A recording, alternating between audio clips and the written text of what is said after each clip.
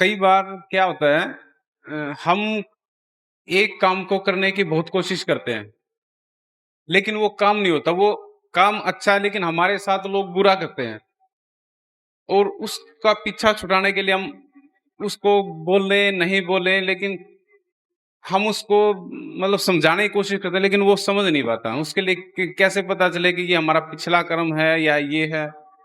बिल्कुल। देखो, पिछले जन्म के इस कर्मों से उसको कहीं भी मत जोड़ो। ये जो जोड़ना है, मान लो आज का कर्म असफलता है कहीं भी, तो आप जोड़ोगे अरे मेरे जीवन में ऐसा लिखा है क्या, मेरा ही भाग्य ऐसा है क्या। और अच्छा हो जाए तो फिर आप हो सकता प्रसन्न हो जाएं, खुशी से भर जाएं। जीवन के अंदर सफलता असफलता शब्द है, यानी कि उसी सफलता में आपको अच्छा लगता है, असफलता में आपको बुरा लगता है।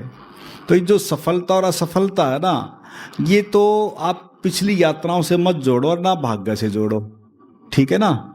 ये जो आपको अभी लेसन दिया था, अभी कर्म ध्यान योग बताया था ना, और फिर उसके बाद आपको धीरे धीरे उस गहराई में लेके गए कि कर्म आपके कौशलता से कैसे जुड़ा है।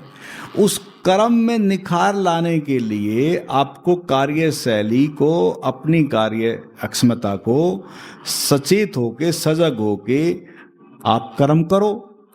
अगर आप पूरी सजगता के साथ किसी भी कार्य को करोगे, उसमें अगर असफलता भी मिलेगी तो आपको पता होगा कि हाँ भाई मैंने तो पूरे होश हवास में किया, अच्छे से किया। अगर असफल भी हो रहे हैं तो कोई नहीं, स्वीकार करो।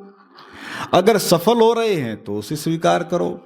लेकिन भाग्य को नहीं कोसना, कर्म को नहीं कोसना कि मेरे कर्म में ऐसा क्यों लिखा है। इससे कोई भी संबंध नहीं है इन चीज़ों से। और बहुत से लोग इन्हीं चीज़ों से जोड़ के अपने जीवन को जो है ना काफ़ी विचार विमर्श में चले जाते हैं, और फिर अपने जीवन को कोसते रहते हैं कि मेरे ही कर्म में ऐसा कुछ लिखा था, कि मेरे पिछले जन्म की कुछ ऐसी यात्रा थी या ऐसा कुछ था, तो हम फिर उसी के भाग्य के भरोसे रहते हैं। अब इसको थोड़ा दूसरे वे से समझ लो कि भाग्य का संबंध जो है, मैं 10% तो मानूंगा, इसको थोड़ा समझ लेना। भाग्य का संबंध केवल 10% तो जुड़ा है, लेकिन 90% आपका श्रम है आपके जीवन को दिशा देने के लिए। सफल और असफलता का संबंध 90% आपके हाथ में है। 10% भाग्य में इसलिए जोड़ रहा हूं कि वो सभी के साथ जुड़ा है, वो प्रत्येक जीवन के साथ जुड़ा है। कि आकस्मिक कोई चीज ऐसी घट जाती है, लेकिन उस 10% को आप तवज्जो दोगे कि 90% को तवज्जो दोगे। 10% को तो छोड़ो, हमें क्या मतलब है भाग्य से, क्या हमने किस्मत से देखना है। किस्मत के सहारे, किस्मत के अगर सहारे रहोगे, भाग्य के सहारे रहोगे, तो जीवन को दिशा नहीं दे पाओगे। इसको थोड़ा समझ लेना।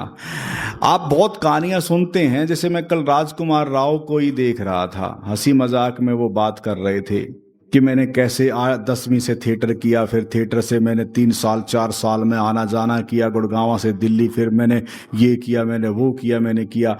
आज उसने, मैं कहूंगा कि 90% नहीं, उसने 100% अपने काम को दिया, पूरा समय झोंक दिया। उसके लिए वही ध्यान था, वही समाधि थी। ध्यान देना, इसको थोड़ा समझ लेना। जब सारा ही सारा पूरा जीवनी समय उसने वहां दे दिया, तो आज राजकुमार राव को हम किस रूप में देख रहे हैं? आज वो सफल है। लेकिन उस सफलता का भी मैंने उसमें एक चीज देखी, कोई भी ज्यादा घमंड और प्राउड नहीं है।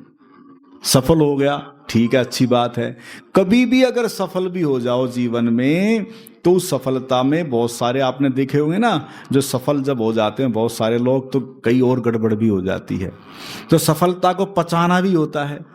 तो मेरा कहने का मतलब इतना है कि 10% भाग्य के सहारे कभी मत रहना। 90% अपने भाग्य के आप विधाता हैं, उसको दिशा चुनें और उस पे आप लगें, उस पे फोकस करें। और सफलता और असफलता जो भी हो, उसको सहज रूप से स्वीकार करना है।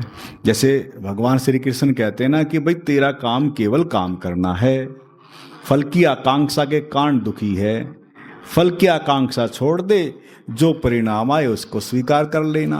गीता में कब से लिखा हुआ है, लेकिन वही बात है, इंप्लीमेंट कौन करे भाई। बस इतनी सी बात है। उस पे इंप्लीमेंट अगर आप करो तो उसमें एक ही बात आएगी, भाई कर्म तो हम कर सकते हैं, बाकी तो आपको स्वीकार करना पड़ेगा। कर्म आपके हाथ में है, क्या करते हैं क्या नहीं करते हैं वो आपको बता ही दिया कि कैसे करना है काम को, कार्य को कैसे करना है, बस।